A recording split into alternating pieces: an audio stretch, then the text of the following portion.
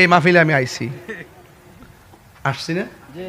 এখন যদি একটা গন্ডগোল হয়, আমাদের প্রশাসনের ভাই যদি ব্যথা পাও অথবা আরেকজন যদি ব্যথা পা, চৌধুরী বাড়ির বেড়া যদি ব্যথা ভাই যদি আমার নামে মামলা করে, এটা কি উচিত হইব?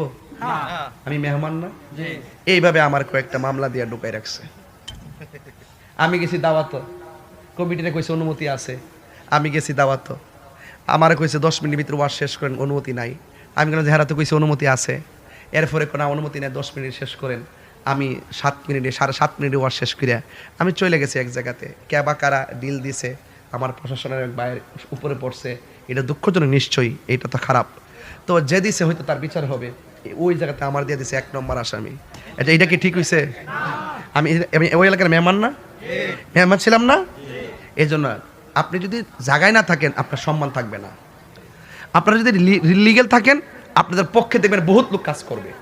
আমি কিন্তু বাংলাদেশের একজন প্রশাসন বান্ধব মানুষ, কথা বলেন ঠিক কিনা? তো এই জন্য আমাদেরকে অযথা হয়রানি করবেন না।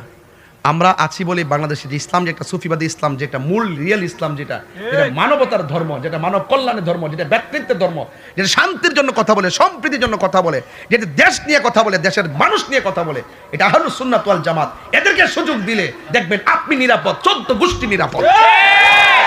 আর বাকি যা দেখতেছেন এটা সব আইওয়াশ, এগুলো সব সামনে একটা বলবে, দেখবেন আপনারে বইলে একটা ফায়দা হাসিল করবো, আবার সুযোগ পেলে আপনারে কোবাই লাগবো।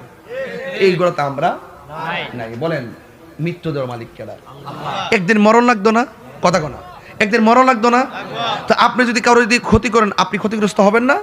এই জন্য আমি বলবো যে অযথা আমাদের আহলুস সুন্নাত ওয়াল জামাতের কাউকে ডিস্টার্ব করবেন না, এটা যেন না হয়। এটা আমি প্রশাসনের প্রতি, আইনের প্রতি আমি সর্বোচ্চ দাবি রেখে বলছি।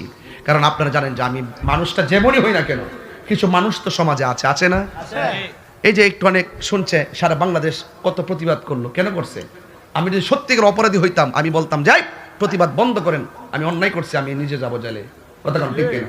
আপনি ইলিগেল যদি বলেন, সেটা তো আমাদের কেউ মেনে নিবে না। কথা কোন ঠিক নেই? যদি এই পরিস্থিতি আবারও সৃষ্টি হয়, তাহলে জেলাও সেই কদু, ঠিক না? এগুলো করা যাবে না।